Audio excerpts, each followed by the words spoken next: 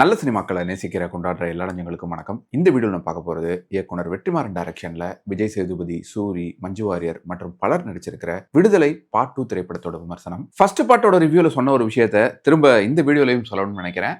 இந்த படத்தை நீங்க பார்க்கறதுக்கு முன்னால இந்த படம் எந்த அரசியலை பேசுது அப்படிங்கறத புரிஞ்சுக்கிட்டு இந்த படத்தை பார்த்தீங்கன்னா இந்த படம் இன்னும் பெட்டரா கனெக்ட் ஆகும். அதே போல முடிஞ்சா பார்ட் 1 படத்தை திரும்பவும் பார்த்துட்டு அதுக்கப்புறமா இந்த பார்ட் 2 படத்தை பாருங்க.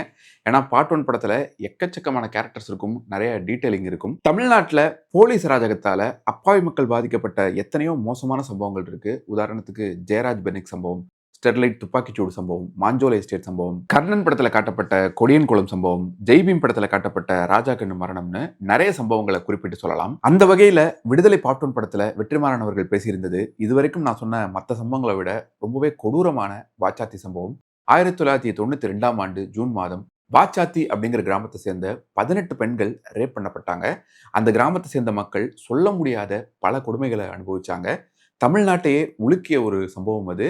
அரசாங்கமும் அதிகாரிகளும் ரொம்ப ரொம்ப மெத்தனமா கையாண்ட ஒரு வழக்கு அது. விடுதலை பார்ட் 1 படத்தை பார்க்கும்போது ஒரு சில பேருக்கு என்னப்பா இது இவ்வளோ கொடூரமா காட்டுறாங்க, பெண்களை கொடுமைப்படுத்துறதெல்லாம் இவ்வளோ விரிவா டீட்டெயிலா காட்டியிருக்கணுமா, இவ்வளோ வயலன்ஸ் வேணாமே அப்படின்னு ஒரு சில பேர் சொன்னாங்க.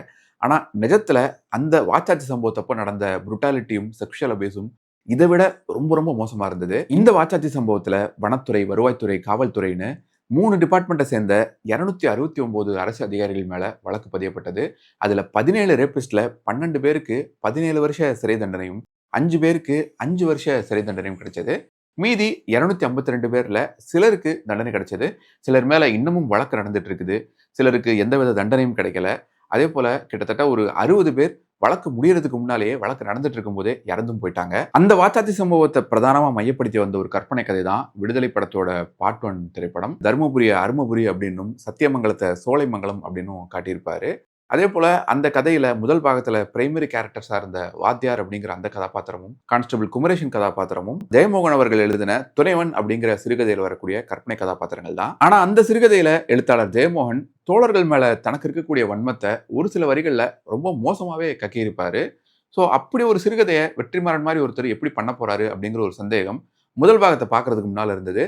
ஆனா அதை டோட்டலா வேற மாதிரி மாத்தி புதுசா ஒரு ஸ்கிரீன் பிளே பண்ணியிருந்தாரு வெற்றிமாறன். வர்க்க விடுதலைக்காகவும் ஜாதி ஒழிப்புக்காகவும் ஆயுதமேந்தி போராடின புலவர் கலியபெருமாள் அவர்களை ஒரு இன்ஸ்பிரேஷனா எடுத்துக்கிட்டு விஜய் சேதுபதியோட கேரக்டர் பண்ணியிருந்தாரு வெற்றிமாறன். பெரும்பாலும் வீரப்பன் தேடுதல் வேட்டை அப்படிங்கிற பேர்ல சத்தியமங்கலம் பகுதியில் வாழ்ந்த மக்களுக்கு நடந்த கொடுமைகளை கற்பனை கலந்து பேசுற இந்த படத்துல தமிழ்நாட்டுல நக்சல்களை ஒழிக்கிறதுக்காக நடந்த ஆபரேஷன் அஜந்தா சம்பந்தப்பட்ட சில சம்பவங்களையும் முதல் பாகத்துல டச் பண்ணியிருந்தாங்க. திரைக்கதையாவும் ஒரு கிராஃப்டாவும் பாத்தீங்கன்னா விடுதலை பார்ட் 1 திரைப்படம் அவரோட பெஸ்ட் எல்லாம் இல்லை, ஆனாலும் ஒரு அருமையான தியேட்டரிக்கல் எக்ஸ்பீரியன்ஸா இருந்தது.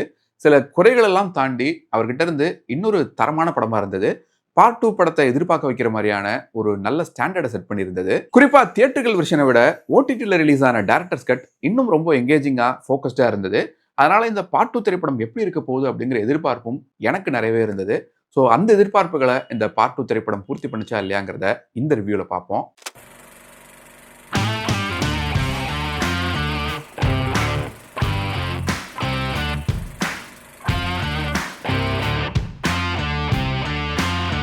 இந்த படத்தோட கதை என்னன்னா, முதல் பாகத்துல தீவிரவாதின்னு சொல்லி போலீசால தேடப்பட்ட பெருமாள் கேரக்டர் அரெஸ்ட் ஆகிறதுக்கு ஒரு முக்கியமான காரணமா இருப்பாரு டிரைவர் குமரேசன்.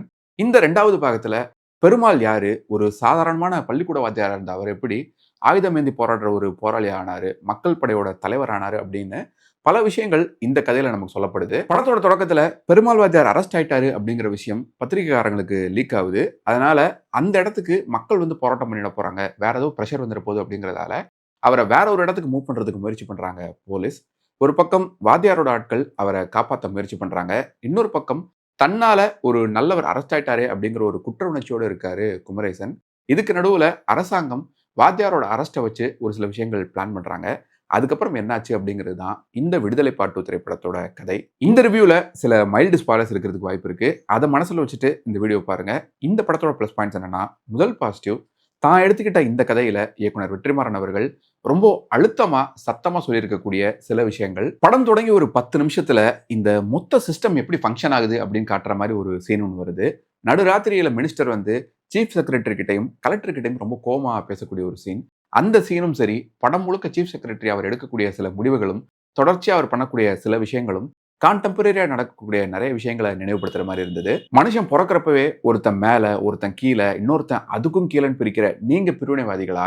இல்ல இந்த உலகத்துல எல்லாருமே சமம், நாம எல்லாருமே ஒண்ணு, இங்க கீழே மேலன்னு எதுவுமே இல்லைன்னு சொல்லக்கூடிய நாங்க பிரிவினைவாதிகளா அப்படின்னு வாத்தியார் கேட்கக்கூடிய அந்த சீனாகட்டும், கால்ல செருப்பு, தோல்ல துண்டு, சண்டே லீவு, உழைப்புக்கேத்த ஊதியம், தீபாவளி பொங்கல் போனஸ் அப்படின்னு உன்ன மாதிரி பல பேர் ரத்தம் சிந்தி, வேர்வை சிந்தி போராடி உயிரை விட்டு வாங்கி கொடுத்த இந்த விஷயங்கள்லாம் மக்களுக்கு எப்பவுமே புரியாதா அப்படின்னு கேட்கக்கூடிய இன்னொரு சீன்.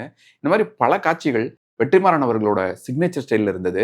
ஏன் இப்படி முடிவெட்டிருக்கேன்னு கேட்க மாட்டீங்களா அப்படின்னு மகாலட்சுமி கேட்கிற சீன். பழி வாங்குறேன் அப்படிங்கிற பேர்ல பண்ணாலும் சரி, தண்டனை அப்படிங்கிற பேர்ல கொடுக்கப்பட்டாலும் சரி, புரட்சி அப்படிங்கிற பேர்ல பண்ணாலும் சரி, யாரு பண்ணாலும் கொலை தப்பு தான் அப்படின்னு சொல்ற மாதிரி நிறைய காட்சிகள்ல வசனங்களும் கூர்மையா இருந்தது. வாத்தியார் டீமுக்கும் போலீஸுக்கும் இடையில நடக்கக்கூடிய சில பரபரப்பான விஷயங்கள் வரக்கூடிய கடைசி 45 நிமிஷம் ரொம்பவே எங்கேஜிங்கா இருந்தது. புதுசா சார்ஜ் எடுத்திருக்கிற எஸ்ஐ அமுதன் கேரக்டர் பண்ணக்கூடிய சில அதிரடியான விஷயங்கள், குறிப்பா ராகவேந்தர் கேரக்டர் பத்தி குமரேசன் ரெவல் பண்ணக்கூடிய ஒரு முக்கியமான விஷயம், கடைசியில் அவர் பண்ணக்கூடிய இன்னொரு விஷயம்னு நிறைய அட்டகாசமான சீன்ஸ் இருந்தது. அந்த கடைசி சீனை ஓப்பன் எண்டிங்கா வச்சதும் ரசிக்கும்படி இருந்தது. ஏன்னா அந்த ஜீப்ல இருக்கக்கூடியவங்க இறந்து போகணும் அப்படின்னு நாம வேணா எதிர்பார்க்கலாம். ஆனா நிஜத்துல அவங்க காப்பாற்றப்படுறதுக்கு தான் வாய்ப்பு அதிகம். கீழே போய் அவங்க ப்ரொமோஷன், ரிவார்டு அப்படின்னு வாங்கி பெரிய அதிகாரியா ஆகியிருப்பாங்க. அதே போல அந்த ஜீப் அப்படியே விட்டுட்டு இறங்கி போன அந்த கேரக்டர் சுட்டு கொல்லப்பட்டிருக்கிறதுக்கும் வாய்ப்பு இருக்கு. அதனால அப்படியே ஆடியன்ஸோட கற்பனைக்கு அதை விட்டுட்டாங்க. எப்படி வேணா அதை எடுத்துக்கலாம். முதல் பாகத்துல பலவிதமான மோசமான போலீஸ் அதிகாரிகளையும் அவங்களோட மோட்டிவை பத்தியும் ரொம்ப அருமையா காட்டியிருந்தாரு வெற்றிமாறன் அவர்கள். அதே போல இந்த படத்திலையும் ஒரு விஷயத்த சொல்லணும். ஒரு அப்ரஸ்ட் கம்யூனிட்டி சேர்ந்த ஒரு ஆளு கஷ்டப்பட்டு படிச்சு போலீஸ் டிபார்ட்மெண்ட்ல ஒரு பெரிய பதவிக்கு வரக்கூடிய ஒருத்தர் ஒரு அப்ரஸரா மாறக்கூடிய ஒரு மொமெண்ட் இருக்கு. அது எதிர்பாராத விஷயமா இருந்தது. அந்த கேரக்டரும் சரி, அந்த சீனும் சரி ரொம்ப நல்லா எழுதப்பட்டிருந்தது. முதல் பாகத்துல ரொம்பவே இரிட்டேட்டிங்கான ஒரு கேரக்டரா வந்த சேத்தன் கதாபாத்திரத்தை இந்த படத்துல பாக்குறப்போ நமக்கே அந்தால ஏதாச்சும் பண்ணிடலாமான்னு தான் தோணும். அந்த அளவுக்கு ரொம்ப கன்னிங்காவும் ரூத்லெஸ்ஸாவும் இருக்கக்கூடிய ஒரு கேரக்டர்.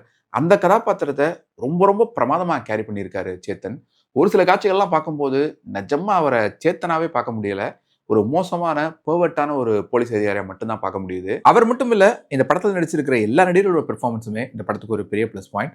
வாத்தியார் நடிச்சிருக்கிற விஜய் சேதுபதி ஆரம்பத்தில் கௌதம் மேனன் கிட்ட பேசுற சீன், போலீஸ் கிட்ட எது உண்மைன்னு புரிய வைக்க ட்ரை பண்ற சீன், ப்ரீ கிளைமேக்ஸ் சீன் நிறைய காட்சிகள்ல அருமையா நடிச்சிருக்காரு. முதல் பாகத்துல எல்லாரையுமே ஆச்சரியப்படுத்தின நடிகர் சூரிக்கு இந்த படத்துல அதிகபட்சம் 3-4 காட்சிகள்ல தான் முக்கியத்துவம் இருக்கு. அதுல அவருக்கு இருக்கக்கூடிய 2-3 ஹீரோயிக் மொமெண்ட்ஸ்லையும் ரொம்ப கில்ட்டியா ஃபீல் பண்ணக்கூடிய காட்சிகளையும் நல்லாவே ஸ்கோர் பண்ணியிருக்காரு. மஞ்சு வாரியர் தனக்கு கொடுக்கப்பட்டிருக்க கேரக்டர்ல நீட்டான ஒரு பெர்ஃபார்மன்ஸை கொடுத்துருக்காங்க. ஆனா இவங்களை விட அதிகமா இந்த படத்தை அதிகம் தாங்கி பிடிக்கிறது இந்த படத்தில் வரக்கூடிய சில சப்போர்ட்டிங் கேரக்டர்ஸும் அந்த கேரக்டரில் நடிச்சிருக்கக்கூடிய நடிகர்களும் தான். போலீஸ் கேரக்டர்ஸ்ல புதுசா ஓசியா சார்ஜ் எடுத்துக்கிற இயக்குனர் தமிழ், குமரேசனோட ஃப்ரெண்டா வரக்கூடிய பாலா கேரக்டரில் நடிச்சிருக்கிற ஒருத்தர், அதுக்கப்புறமா சீஃப் செக்ரட்டரி நடிச்சிருக்கிற ராஜீவ் மேனன், மினிஸ்டர் நடிச்சிருக்கிற இளவரசன், கலெக்டரா வரக்கூடிய சரவண சுப்பையா, விஜய் சேதுபதியோட மென்டாரா நடிச்சிருக்கிற கிஷோர்னு எல்லாருமே சிறப்பான ஒரு பெர்ஃபார்மன்ஸை கொடுத்துருக்காங்க. இந்த படத்தோட மேக்கிங் பத்தியும் பேசணும்னு நினைக்கிறேன். முதல் பாகம் மாதிரியே சத்தியமங்கலம், கொடைக்கானல், திண்டுக்கல் பக்கத்தில் இருக்கிற சிறுமலன்னு நிறைய மலை கிராமங்களில் இந்த படத்தை ஷூட் பண்ணியிருக்காங்க. ஒவ்வொரு சீன்லையுமே படத்தோட direction team, production design team, சினிமோட்டோகிராஃபர்னு ஒவ்வொருத்தரோட உழைப்பையும் பார்க்க முடியுது. நார்மலாகவே ஒரு மலையில் ஷூட் பண்ணுறது அப்படின்னா ரொம்பவே கஷ்டம். இந்த படத்துல 100கணக்கான ஆட்களை கொண்டு போய் இறக்கி இவ்வளவு பெரிய ஒரு ஆக்ஷன் படத்தை ஷூட் பண்ணியிருக்காங்க. படம் தொடங்கி ஒரு 20 நிமிஷத்துல சேத்துல நைட் எஃபெக்ட்ல வரக்கூடிய ஒரு சண்டை காட்சி ரொம்பவே ரியலா இருந்தது. அந்த சண்டை காட்சியோட கொரியோகிராஃபி நல்லா பண்ணியிருந்தாங்க. அண்ட் பிளாஷ்பேக்ல வரக்கூடிய அந்த கிராமத்து செட்டும் படம் முழுக்கவே ப்ரொடக்ஷன் டிசைனும் ரொம்ப நல்லா இருந்தது. இளையராஜா அவர்களோட இசையில 2 பாடல்கள் இந்த படத்துல நல்லா இருக்கு. ஆனா செகண்ட் ஹாஃப்ல வரக்கூடிய அந்த தினமும் பாட்டோட பிளேஸ்மெண்ட் மட்டும் இந்த கதைக்கு ஒரு வேகத்தடையா இருக்கிற மாதிரி இருந்தது. அண்ட் படத்தோட பின்னணி இசை முதல் பாகத்தை கம்பேர் பண்ணும்போது கம்பேரிட்டிவ்லி பெட்டரா இருந்த மாதிரி தோணுச்சு. இந்த படத்தோட குறைகள் என்னன்னா, முதல் பெரிய மைனஸ் இலக்கே இல்லாம ஓடிட்டு இருக்கிற இந்த படத்தோட முதல் பாதி தான். படத்தோட ஃபர்ஸ்ட் பார்ட் எடுத்துக்கிட்டிங்கன்னா, படம் தொடங்கி ஒரு 5 நிமிஷத்திலேயே அந்த மலையை காட்டுறது, பறந்து விரிஞ்சு கிடக்கிற அந்த காட்டை காட்டுறது, ஒவ்வொரு செக் போஸ்டா போய் குமரேசன் சாப்பாடு கொடுக்குறதுன்னு அந்த முதல் 5 நிமிஷத்திலேயே நாம முழுசா அந்த உலகத்துக்குள்ள போயிடுவோம். ஆனா இந்த செகண்ட் பார்ட்ல படம் தொடங்கி ஒரு கொஞ்ச நேரத்தில் வரக்கூடிய 2-3 சீன் தவிர இன்டர்வல் வரைக்குமே ரொம்ப செயற்கையாக தான் இருந்தது. எங்கேயும் பெருசாக ஒட்டவே இல்லை. முதல் பாகத்தில் நிறுத்தி நிதானமா எக்கச்சக்கமான கேரக்டர் டீட்டெயிலிங்கோட அந்த கதையை சொல்லியிருப்பாங்க. ஆனால் இந்த செகண்ட் பார்ட் ஸ்லோ பேஸில் நகர்ந்தாலும் கூட எல்லாமே அறக்க பறக்க அவசர அவசரமா அப்ரப்டா சொல்லி முடிச்ச மாதிரியே இருக்கு. உதாரணத்துக்கு முதல் பாகத்தை எடுத்துக்கிட்டிங்கன்னா, அந்த மலை கிராமத்தில் இருக்கக்கூடிய பெண்களெல்லாம் பேஸ் கேம்ப் கூட்டிட்டு வந்து அவங்கள நிர்வாணப்படுத்தி டார்ச்சர் பண்ணுவாங்க இல்லையா, அதை பார்த்துட்டு கௌதம் மேனன் சேத்தனை திட்டுவாரு. உங்களோட பெர்வர்ஷனுக்காக இந்த மாதிரிலாம் பண்ணாதீங்க அப்படின்னு சொல்லிட்டு திட்டுவாரு. அதுக்காக கௌதம் மேனன் நல்ல போலீஸ், சேத்தன் மட்டும் தான் கெட்ட போலீஸ் அப்படின்னு அர்த்தம் இல்ல. ஏன்னா கௌதம் மேனனே வேற ஒரு சீன்ல வயசான ஒருத்தரை விசாரிக்கும் போது அவர்கிட்ட இருந்து உண்மையை வரவழைக்கிறதுக்காக அவரோட மருமகளை நிர்வாணப்படுத்தி டார்ச்சர் பண்ண சொல்லுவாரு. அதாவது பெர்வர்ஷனுக்காக அப்படி பண்ணாதான் தப்பு. ஆனா விசாரணை அப்படிங்கிற பேர்ல உண்மை வரவழைக்கிறதுக்காக என்ன வேணா பண்ணலாம் அப்படிங்கிற மாதிரி நினைக்கக்கூடிய ஒரு ஆள் தான் கௌதம் மேனன். ஸோ இப்படி ஒவ்வொரு கேரக்டரும் அவங்களோட மோட்டிவும் அவங்களோட செயல்பாடுகளும் ரொம்ப சூப்பர்பா அந்த பார்ட் 1 வந்து ஒரு கேரக்டர் ட்ரிவன் ஃபில்மா கொண்டு போச்சு. முதல் பாகத்துல வந்த அந்த கதையை விட்டுட்டு இந்த 2ஆம் பாகத்துல விஜய் சேதுபதியோட வாழ்க்கை வரலாறை படமா கொண்டு போறாங்க இல்லையா, அதை இவ்வளோ விரிவா ரொம்ப டீடைல்டா 2-3 பாட்டு வச்சு இந்த அளவுக்கு சொல்லியிருக்க வேணாம் அப்படின்னு தான் தோணுச்சு. அதையும் படம் நெடுக ஒரு வித பிரச்சாரத்தன்மையோடயே கொண்டு போயிருக்காங்க. அதுல நிறைய காட்சிகள் கொஞ்சம் கூட ஒட்டவே இல்லை. 2-3 காட்சிகள் மட்டும் தான் சுவாரஸ்யமா இருந்தது. படம் முழுக்க விஜய் சேதுபதி சித்தாந்தம், கொள்கை அப்படின்னு பேசிட்டே இருக்காரு. அதுல சில காட்சிகள் மட்டும் தான் ஒர்க் ஆச்சு. இந்த படத்தோட பிளாஷ்பேக் காட்சிகள்ல குறிப்பா காதல் காட்சிகள் இருக்கக்கூடிய எமோஷன் கொஞ்சம் கூட கனெக்ட் ஆகவே இல்லை. படத்தோட ஒவ்வொரு சீன்லையும் யாரோ ஒருத்தர் செத்து மடிகிறாங்க. ஆனா படம் பார்க்குற நமக்குள்ள அதெல்லாம் எந்தவித இம்பாக்டையுமே உண்டு பண்ணல. அதே போல முதல் பாதியில் வரக்கூடிய அந்த பண்ணையார் சம்பந்தப்பட்ட காட்சிகள் எல்லாமே அசுரன் படத்தை ரொம்பவே ஞாபகப்படுத்துற மாதிரி இருந்தது. அந்த சீன்ஸ் எதுவுமே அழுத்தமாகவும் இல்லை, புதுசாகவும் இல்லை. அதே போல முதல் பாதியில ஒரு சில இடங்கள்ல டயலாக் மூலமாவே எக்கச்சக்கமான இன்ஃபர்மேஷனை டம்ப் பண்ண விதம் அண்ட் தேவைக்கு அதிகமா வாய்ஸ் ஓவர் யூஸ் பண்ண விதம் இது எல்லாமே ஒரு கட்டத்துக்கு மேல டயரிங்கா தான் இருந்தது. சூரியோட வாய்ஸ் ஓவர், விஜய் சேதுபதியோட வாய்ஸ் ஓவர்னு அதன் மூலமாவே சின்ன சின்ன விஷயங்களையும் நமக்கு ஸ்பூன் ஃபீட் பண்றாங்க. வெற்றிமாறன் அவர்களோட படத்துல இதை பார்க்கறதுக்கு ரொம்ப ஆச்சரியமா தான் இருந்தது. வழக்கமா இயக்குனர் வெற்றிமாறன் அவர்களோட படங்கள்ல இருக்கிறத விட இந்த படத்துல லிப்சிங் இஷ்யூ அநியாயத்துக்கு மோசமா இருந்தது. நிறைய காட்சிகளை வேணும்னே இருட்டில் ஷூட் பண்ணிட்டு அப்படி இல்லைன்னா பேசுறவங்களோட முகத்தை கட்டாம ஷூட் பண்ணிட்டு இஷ்டத்துக்கு டப்பிங்ல டயலாக் ஆட் பண்ணியிருக்காங்க. அதெல்லாம் பார்க்கும்போது நிறைய இடங்கள்ல நமக்கு ஒரு தெலுங்கு டப்பிங் படம் பார்க்குற மாதிரியோ இல்லைன்னா ஒரு ஹிந்தி டப்பிங் படம் பார்க்குற மாதிரி தான் ஃபீல் ஆச்சு. அண்ட் ஃப்ளாஷ்பேக் காட்சிகளில் விஜய் சேதுபதி அவர்களை இன்னும் கொஞ்சம் எளிமையாக காட்டுறதுக்காக சில இடங்களில் ஏஐ யூஸ் பண்ணியிருக்காங்க. அதுவும் கொஞ்சம் நெருடலாக தான் இருந்தது, சில இடங்களில் ஃபன்னியாக தான் இருந்தது. பல காட்சிகளை பார்க்கும்போது ஷூட்டிங் ஸ்பாட்டில் கதையை கண்ணா பின்னான்னு சேஞ்ச் பண்ணி தேவைக்கு அதிகமாகவும் அவசர அவசரமாகவும் ஷூட் பண்ணி எடிட்டிங் டேபிளில் பேட்ச் ஒர்க் பார்த்த மாதிரி தான் ஒரு ஃபீல் வந்தது. உதாரணத்துக்கு செகண்ட் ஹாஃப்லலாம் இறந்து போன ஒரு கேரக்டர் திரும்பவும் வர்றாரு.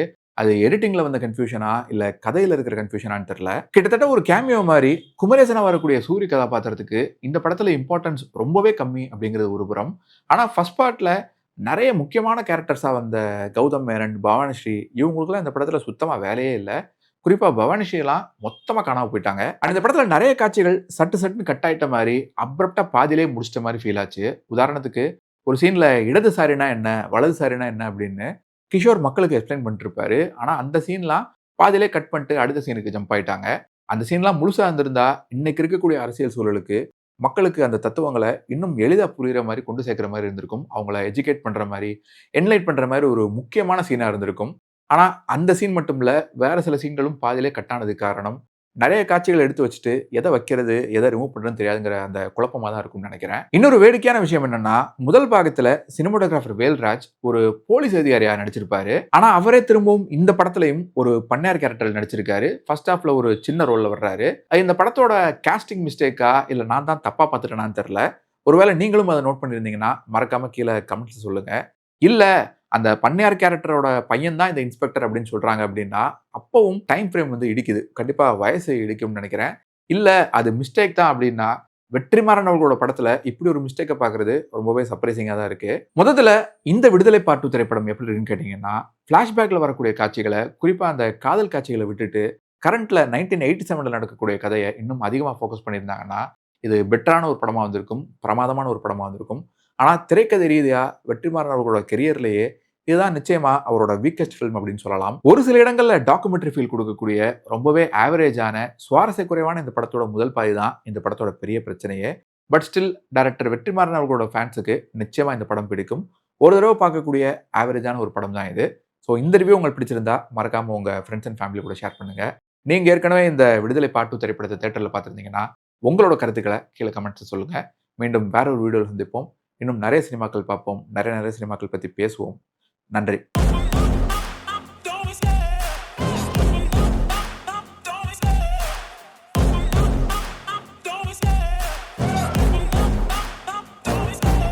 Love the chase and the hunt, and I set the pace when I'm running. I always take what I want and I always give it 100. Don't need a bank, no I'm funded. Play the game like it's nothing. I'm always thankful.